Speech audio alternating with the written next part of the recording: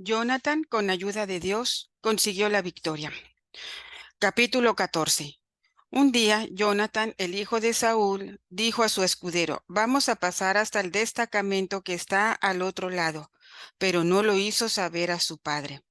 Saúl se encontraba en los límites de Gibeá, debajo de un árbol de granadas que está en Magrón. Los que lo acompañaban eran unas 300 personas. Ahías, hijo de Ahitub, hermano de Icabod, hijo de Pinjas, hijo de Elí, sacerdote del Señor en Silo, llevaba el efod.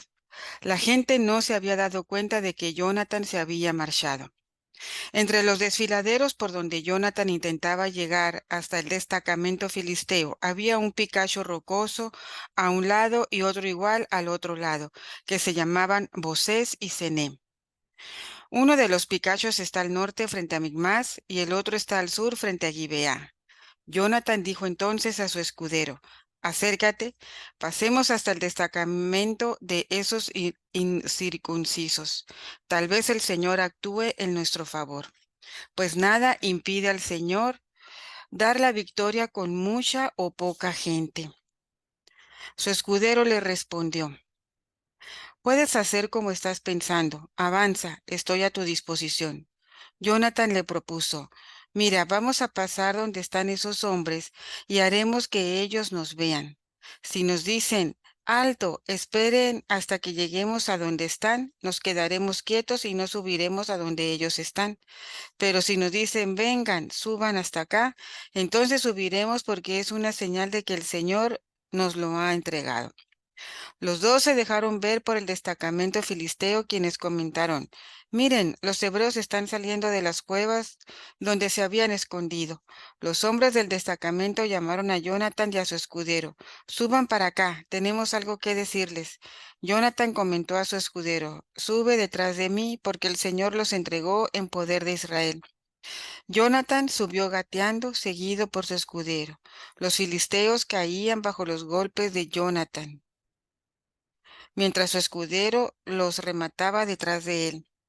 Esta primera matanza que Jonathan y su escudero hicieron fue de 20 personas en el espacio de unos 200 metros cuadrados. El pánico cundió en el campamento filisteo, por la región y entre toda la gente. Incluso el destacamento y el grupo de asalto se llenaron de miedo. La tierra tembló y sobrevino un terror extraordinario. Cuando los centinelas de Saúl vieron en Gibeá de Benjamín que la muchedumbre se agitaba e iba de aquí para allá, Saúl dijo a la gente que lo acompañaba: Pasen revista y vean quién de los nuestros se ha ido. Pasaron revista y faltaban justamente Jonathan y su escudero. Entonces Saúl dijo a Ahías: Tráiganme el arca de Dios.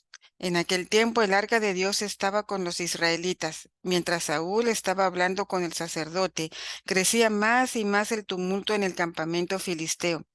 Saúl dijo entonces al sacerdote: No hagas nada. Luego Saúl se reunió con todos los que lo acompañaban y se fueron al lugar de la batalla. Allí vieron que los filisteos se atacaban unos a otros y que la confusión era enorme. Los hebreos, que desde hacía tiempo estaban al servicio de los filisteos y que habían subido con estos, se habían colocado alrededor del campo. Ellos también se unieron a los israelitas que estaban con Saúl y Jonathan. Y todos los israelitas que se habían escondido en la serranía de Efraín, al darse cuenta de que los filisteos habían empezado a huir, se fueron también tras ellos, combatiéndolos. Aquel día el Señor dio la victoria a Israel. La batalla se extendió más allá de Bet-Aven. Ese día los israelitas estaban agotados porque Saúl había comprometido al pueblo con esta imprecación: Maldito sea el que coma alimento antes de la tarde, antes de que me haya vengado de mis enemigos. Todo el pueblo estaba sin haber probado bocado. Toda la gente llegó al bosque y allí había miel sobre el suelo. La gente llegó al bosque y vio que corría la miel, pero nadie llevaba su mano a la boca para probarla, porque tenía miedo del juramento. Jonathan no había oído el juramento que su padre había impuesto a la gente. Alargó la punta del bastón que llevaba en su mano, lo mojó en el panal de miel y luego se la llevó con su mano a la boca. Sus ojos se pusieron brillantes. Uno le dijo: Tu padre ha hecho jurar a la gente. Maldita el que hoy tome alimento. El pueblo estaba agotado. Jonathan comentó: mi padre ha traído una desgracia al país. Fíjense cómo han brillado mis ojos por esta miel. Si la gente hubiera comido el día de hoy del botín quitado a los enemigos, ¿no es verdad que habría sido mayor el golpe asestado a los filisteos? Aquel día batieron a los filisteos desde Micmas hasta Ayalón. El pueblo estaba muy agotado. La gente se lanzó sobre el botín, agarraron ovejas, vacas, becerros, los degollaron en el suelo y la gente comió la carne con su sangre. Cuando le avisaron a Saúl de que la gente estaba pecando contra el Señor al comer la carne con su sangre, dijo: ustedes son infieles, ahora mismo hagan rodar hacia mí una piedra grande. Luego dijo: dispérsense entre la gente y comuníquenle que cada cual traiga su buey u oveja, que la degüellen aquí y la coman, pero que no pequen contra el Señor comiendo carne con sangre. Así, aquella noche, toda la gente llevó el buey que poseía y allí lo degollaron. Saúl edificó un altar al Señor. Este fue el primero que le construyó. Después dijo: bajemos a atacar a los filisteos de noche y los saquearemos hasta que despunte el día sin dejar vivo a nadie. La gente le contestó: puedes hacer como te parezca bien. Pero el sacerdote dijo: consultemos a Dios. Saúl consultó a Dios: ¿debo bajar tras los filisteos? ¿Los entregarás en poder de Israel? Pero Dios no respondió aquel día. Entonces Saúl dijo: acérquense aquí todos ustedes, los jefes del pueblo, investiguen y vean en qué ha consistido el pecado de este día, porque juro por el Señor, Salvador de Israel, que aunque se trate de mi hijo Jonathan, morirá sin remedio.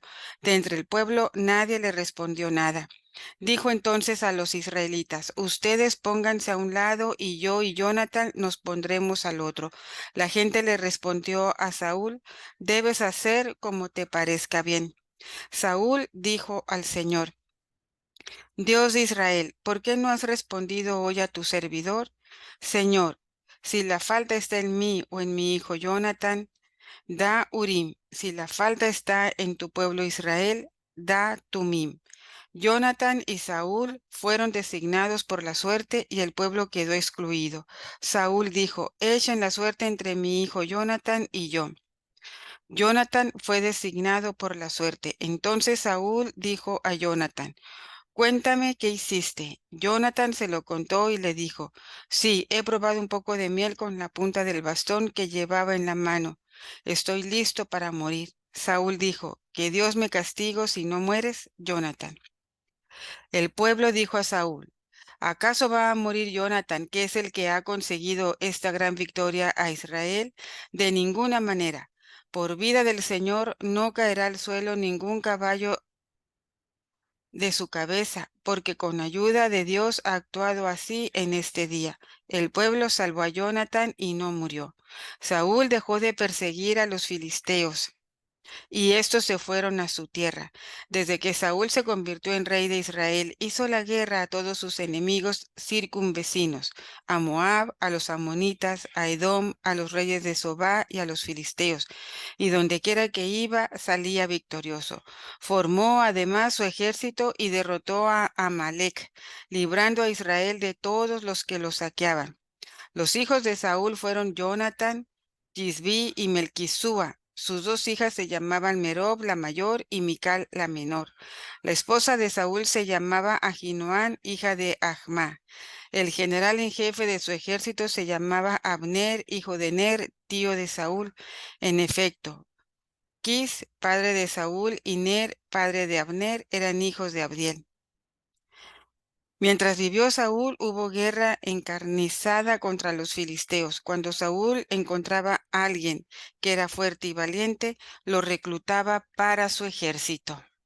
En este capítulo, Saúl y su ejército están nuevamente enfrentándose a los filisteos. El campamento de los filisteos está en Micmas, mientras que el campamento israelita está en Gibeá. Saúl permanece en Gibeá, mientras que Jonathan, su hijo, siente una fuerte inspiración para llevar a cabo una acción audaz. Jonathan decide ir a atacar a la guarnición filistea en Micmas. Sin embargo, Jonathan no informa a su padre sobre su plan. En lugar de depender únicamente de sus propias fuerzas, Jonathan busca un signo divino para confirmar si Dios está a favor de su plan. Él y su escudero se acercan a un lugar rocoso entre los campamentos, y si los filisteos les dicen que esperen en el lugar, entenderán que es un signo de que Dios no está con ellos. Si, en cambio, los filisteos los instan a subir, interpretarán esto como un signo de